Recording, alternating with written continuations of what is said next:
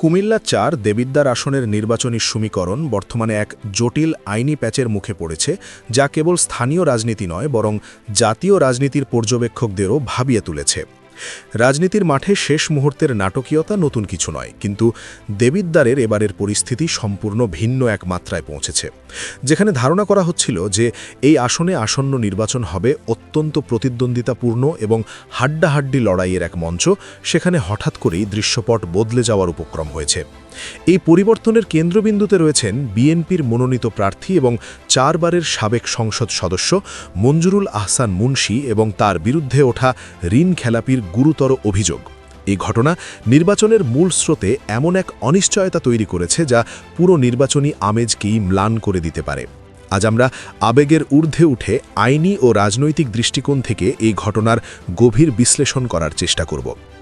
ঘটনার মূল বিষয়টি হল প্রার্থীর হলফনামায় তথ্য গোপন করা এবং ঋণ খেলাপির দায়। নির্বাচন কমিশনের আইন অনুযায়ী কোনো প্রার্থী যদি ঋণ খেলাপি হন এবং মনোনয়নপত্র জমা দেওয়ার নির্দিষ্ট সময়ের মধ্যে সেই ঋণ পুনঃতফসই বা পরিশোধ না করেন, তবে তিনি নির্বাচনের জন্য অযোগ্য বলে বিবেচিত হন। মঞ্জুরুল আহসান মুন্সীর ক্ষেত্রে অভিযোগটি আরও গুরুতর। অভিযোগ রয়েছে যে তিনি কেবল ঋণ খেলাপিই নন, বরং তিনি তার নির্বাচনী হলফনামায় এই তথ্যটি উল্লেখ করেননি।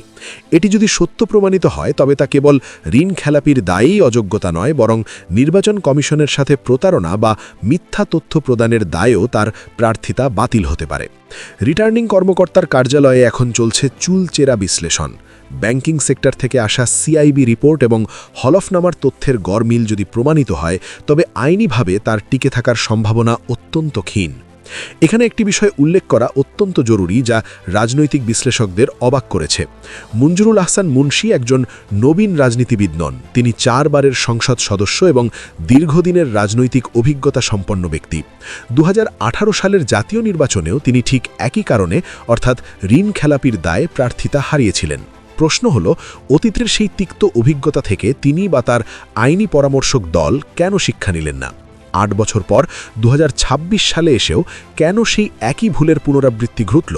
এটি কি নিছক অবহেলা, নাকি এর পেছনে অন্য কোনো গভীর রহস্য বা দলীয় অভ্যন্তরীণ রাজনীতির সমীকরণ কাজ করছে, তা নিয়ে জনমনে প্রশ্ন ওঠা স্বাভাবিক। এত বড় মাপের একজন নেতার নমিনেশন পেপার সাবমিট করার আগে কেন তার লিগ্যাল টিম বা তিনি নিজে বিষয়গুলো যাচাই করলেন না, তা সত্যি বিস্ময়কর। অন্যদিকে এই আইনি জটিলতার সরাসরি প্রভাব পড়ছে নির্বাচনের অপর শক্তি প্রতিদ্বন্দ্বী হাসনাত আবদুল্লার উপর। হাসনাত আবদুল্লাহ, যিনি জুলাই বিপ্লবের চেতনা এবং এনসিপির ব্যানারে তরুণ প্রজন্মের প্রতিনিধিত্ব করছেন, তার জন্য এই পরিস্থিতি একটি অপ্রত্যাশিত সুযোগ হিসেবে আবির্ভূত হয়েছে। রাজনীতির মাঠে প্রতিপক্ষ দুর্বল হলে বা আইনি লড়াইয়ে ছিটকে পড়লে অপর পক্ষের জন্য বিজয় অনেকটা সহজ হয়ে যায়। দেবিদ্বারে জামায়াতে ইসলামী ইতিমধ্যেই তাদের প্রার্থী প্রত্যাহার করে হাসনাত আবদুল্লাহকে সমর্থন দিয়েছে। জামায়াতের এই সিদ্ধান্ত ছিল সম্পূর্ণ কৌশলগত, যা ভোটের মেরুকরণকে হাসনাতের পক্ষে নিয়ে এসেছিল। এখন যদি বিএনপির প্রার্থীও আইনি বাধায় বাদ পড়েন, তবে হাসনাত আবদুল্লাহর সামনে কার্যত কোনো শক্তিশালী বা সমকক্ষ প্রতিদ্বন্দ্বী থাকবে না। সেক্ষেত্রে নির্বাচনটি একপাক্ষিক হয়ে পড়ার প্রবল সম্ভাবনা রয়েছে। তবে রাজনীতির মাঠে শেষ কথা বলে কিছু নেই। মঞ্জুরুল আহসান মুন্সীর প্রার্থিতা যদি রিটার্নিং কর্মকর্তা বাতিল করেন, তবে তার সামনে আপিল করার সুযোগ থাকবে। তিনি নির্বাচন কমিশনে আপিল করতে পারবেন এবং সেখানে ব্যর্থ হলে উচ্চ আদালতে যাওয়ার সুযোগও রয়েছে। কিন্তু নির্বাচনের মাত্র কয়েকদিন আগে এই ধরনের আইনি লড়াই চালিয়ে যাওয়া এবং একই সাথে মাঠের প্রচারণা সামলানো যে কোনো প্রার্থীর জন্যই মানসিকভাবে বিপর্যস্তকর। তাছাড়া মূল প্রার্থীর প্রার্থিতা নিয়ে যখন অনিশ্চয়তা তৈরি হয়, তখন মাঠ পর্যায়ের কর্মী সমর্থকদের মনোবল ভেঙে পড়ে। তারা প্রচারণায় আগ্রহ হারিয়ে ফেলেন এবং সাধারণ ভোটাররাও দোদুল্যমান অবস্থায় পড়ে যান। বিএনপির মতো একটি বড় দলের জন্য এটি নিঃসন্দেহে একটি বড় ধাক্কা।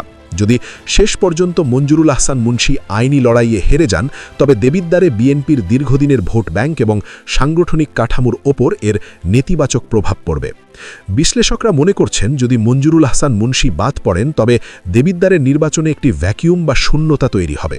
হাসনাত আবদুল্লার প্রচলিতা এবং তরুণদের মধ্যে তার গ্রহণযোগ্যতা অনস্বীকার্য, কিন্তু একটি শক্তিশালী বিরোধী পক্ষ ছাড়া নির্বাচন হলে তা গণতন্ত্রের স্বাস্থ্যের জন্য কতটা সুখকর হবে তা নিয়েও আলোচনার অবকাশ রয়েছে।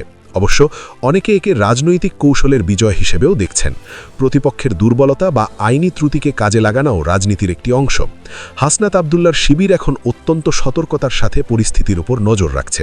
তারা জানে প্রতিপক্ষ মাঠ ছাড়লে তাদের বিজয় সুনিশ্চিত, কিন্তু তারা এটাও জানে যে আইনি প্রক্রিয়া শেষ না হওয়া পর্যন্ত চূড়ান্ত উল্লাস করার সময় আসেনি। সামগ্রিক প্রেক্ষাপটে দেবিদ্বারের রাজনীতি এখন একটি ক্রান্তিলগ্নে দাঁড়িয়ে আছে। আগামী ৪৮ ঘণ্টা এই আসনের জন্য অত্যন্ত গুরুত্বপূর্ণ। রিটার্নিং কর্মকর্তার সিদ্ধান্তই নির্ধারণ করবে আগামীতে দেবিদ্বারে ব্যালট বিপ্লব হবে নাকি আইনি কলমের খোঁচায় নির্ধারিত হবে এমপির ভাগ্য। মঞ্জুরুল আহসান মুন্সির এই পরিস্থিতি রাজনীতিবিদদের জন্য একটি বড় বার্তা। আইন এবং নিয়মকানুনের প্রতি শ্রদ্ধাশীল না হলে যতই জনপ্রিয়তা বা বিত্ত বৈভব থাকুক না কেন, রাষ্ট্রযন্ত্রের নিয়মের কাছে তা অর্থহীন হয়ে পড়তে পারে। একই সাথে এটি প্রমাণ করে যে রাজনীতিতে কোনো কিছুই নিশ্চিত নয়। আজকের রাজা কালকের ফকির হতে পারেন, আবার একজন সাধারণ ছাত্রনেতা পরিস্থিতির কারণে জাতীয় নেতায় পরিণত হতে পারেন। দেবিদ্বারের জনগণ এখন তাকিয়ে আছে চূড়ান্ত সিদ্ধান্তের দিকে। আইনি লড়াই শেষে ভোটের মাঠে কে থাকবেন আর কে ছিটকে পড়বেন তা দেখার জন্য অপেক্ষা করতে হবে আর কিছুটা সময়। প্রিয় দর্শক, এই জটিল আইনি সমীকরণ এবং রাজনৈতিক প্রেক্ষাপট নিয়ে আপনার মতামত কি? মঞ্জুরুল আহসান মুন্সির এই পরিস্থিতির জন্য দায়ী কে? তার নিজের অবহেলা নাকি রাজনৈতিক ষড়যন্ত্র? এবং হাসনাত আবদুল্লাহ কি ফাঁকা মাঠে গোল দেবেন নাকি প্রতিদ্বন্দ্বিতা করেই জিতবেন? আপনার সুচিন্তিত মতামত আমাদের জানান কমেন্ট বক্সে। রাজনীতি ও নির্বাচনের এমন গভীর বিশ্লেষণধর্মী খবর নিয়মিত পেতে আমাদের চ্যানেলে সাবস্ক্রাইব করে সাথে থাকুন।